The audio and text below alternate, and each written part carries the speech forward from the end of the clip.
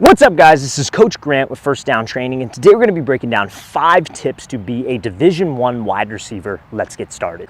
But before we get into this video, fellas, we are going to be traveling out to 6 more states this offseason for 2-day-long QB and wide receiver camps. So check out that very first link in the description below if you're local to Cleveland, Ohio, Austin, Texas, Seattle, Washington, Newark, New Jersey, Denver, Colorado, and Los Angeles, California. We're going to be coming out to all those states, 2-day-long camps. Very first link in that description below. Again, we'd love to have you out, fellas, if you plan on attending.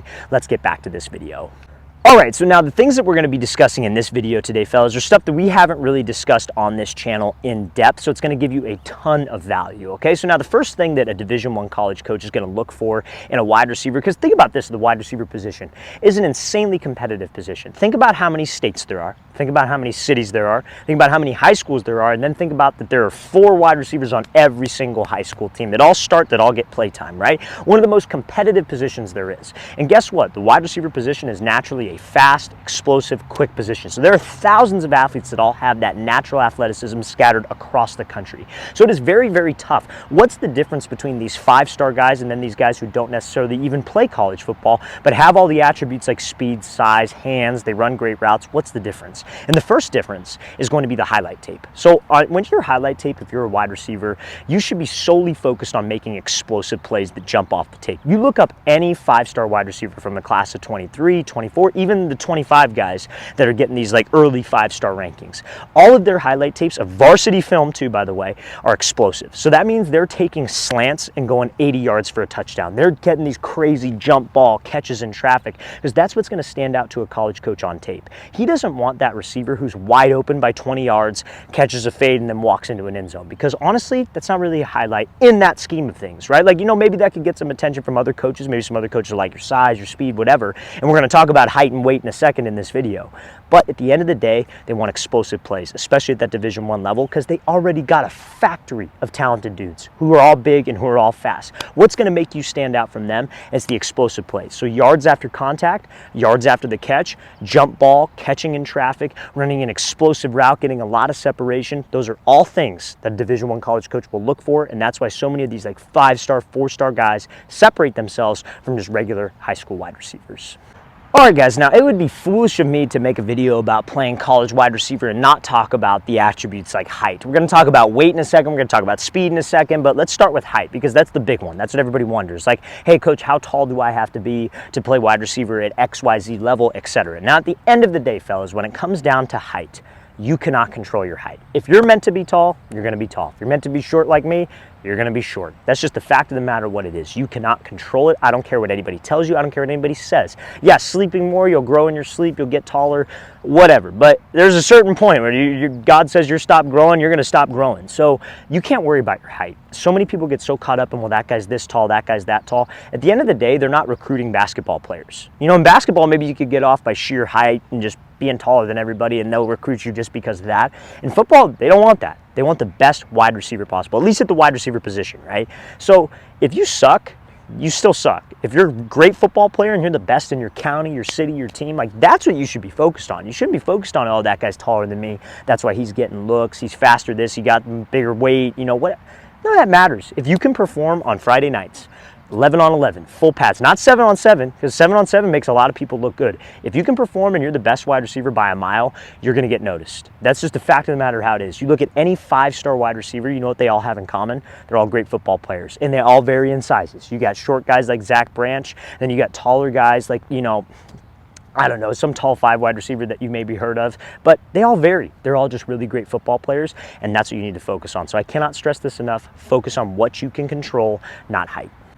All right, guys, so the next thing that I want to talk about is your weight and your speed. So it's not as important as you think it is in terms of your weight, number one. So a lot of people get so caught up on a specific number, like a receiver, like, oh, well, you know, I only weigh 160 pounds. I need to get up to 175. Like, that doesn't matter. Like, yes, you want to be as big and as athletic and as fast as you possibly can. But a college coach does not care about the specific weight number that you weigh, just like he doesn't care about your 40 time in terms of specifics, right? Yes, it's going to help your case if you're in great shape, you're good size, you're fast, you're athletic, all that stuff. That's going to help your case. It's going to get you in the door. It's going to get you a couple looks. But at the end of the day, just like we were talking about with height, you have to be able to play. They want the best football players. They're not recruiting bodybuilders. They're not recruiting power lifters, because the mistake wide receivers will make is that they get very, very caught up in putting on size. Now listen, if you're 115 pounds at 6 foot, you're a twig, you probably need to put on some weight. Fact of the matter what it is. But if you're, decent size, 6 foot, 165, let's focus on being explosive. Let's focus on doing the things on the field that are going to get you better athletically rather than putting on a bunch of weight because you're trying to shoot for a specific number. Yes, you want to weigh as much as possible, but you want to be athletic. You're a receiver. It's a unique position. So let's focus on your speed. Let's focus on explosiveness. Let's focus on power, quickness, all of those things, your route running, hands. Those are the things that are going to get you noticed. They will put weight on you when you get to the next level. Anybody that has ever played college football knows that when you get to that next level, they're going to put weight on you. A college meal plan and weight plan is different from anything that you have ever done in your life. And it is harder than anything you've ever done in high school, youth ball, anything. Imagine the hardest workout in high school that you ever did. Times that by 10. That's what it's like in college. So they will put weight on you. And a perfect example is Travis Hunter. But you know what Travis Hunter, he's 160 pounds at 6 foot, 6'2", I think, like tall dude, very, very skinny. You know what he did have in common? He was the best damn football player in the country. And that's why everybody wanted him, not because of his weight and not because of a specific number.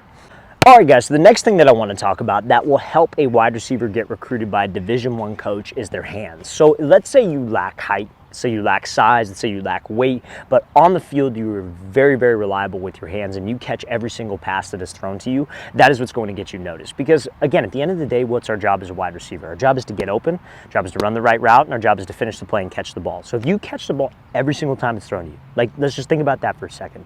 You may be not the fastest guy, but every time that ball is thrown, it is reliable, you are going to catch the ball. That is going to get you on the field and that is going to keep you on the field. So some things that you can worry about with your hands is when that ball's coming, you have to get in that habit now of always watching that ball and securing that ball all the way in. Now that seems very simple, but that's honest to God the answer to every single catching question that you have. How do I catch a diving catch, jump ball that's behind me, low pass? How do I catch all hand-eye coordination? End of the day, that's what you have to do, and that's 99% of the reason why wide receivers drop the ball. They're not looking the ball all the way completely in. They're not taking the photo of the ball with their eyes, and that's something you've got to get comfortable with. So that ball's thrown, what I'll do with my wide receivers, I'll take these 4 points of the ball, and I'll put numbers on the points. So I'll go 1, 2, 3, and 4. So when that ball's thrown to them, they have to verbally call out whether they see 1, 2, 3, or 4, whatever number they see, and that holds them accountable to looking the ball all the way in, and that's how you guys get better. Catching is a repetition game. If you want to be more reliable and be more reliable on film with your hands, just work on that and get consistently. If you got a quarterback who's throwing to you and willing to throw to you, 100 passes a day. If you get 100 passes a day in, work on your grip strength, tennis ball drills, anything that will help you track that ball all the way in, you will be a more consistent pass catcher. All right, guys, so the next thing that I want to talk about that will help you get noticed by a Division I college coach, especially in an offense that maybe doesn't throw the ball a lot, is blocking. So we talked about in the very beginning of this video, what are some plays on film that college coaches are looking for, and they're looking for explosive plays, right? So you catching a slant, taking it up 80 yards, getting some yards after contact, yards after the catch, all of those things is what's going to make you stand out on tape, and that's the most important thing. Now, if you guys are in an offense that runs the ball a lot, if you're in an offense that maybe doesn't have the most talented quarterback that can't drive the ball downfield, maybe doesn't target you as much, blocking, every single run play is an opportunity for an explosive play because they have it on film. It's literally you have a bird's eye view of you the entire time, and if there's a chance where you can make a block, an explosive play, pancake a defender, block a guy into the sideline, all of those things will make you stand out because those are explosive plays. So blocking is something that you cannot neglect as a wide receiver, and that is something that will especially make you stand out at a higher level of football. So blocking, explosive plays, catching, and again, don't worry about that height, weight, speed. Just focus on what you can control, and that's making these types of plays in a game scenario. All right, guys, I really want to thank you for watching. I really appreciate it. If you have any questions at all, don't hesitate to leave those in the comment section below. We always appreciate the feedback. It's always great to hear from you guys. And again, fellas, if you would like to come out and train with us in 6 more states this offseason, check out that very first link in the description below. We're coming all the way from Cleveland, Ohio to Los Angeles, California. So again, very first link in that description below. I'll see you guys next time.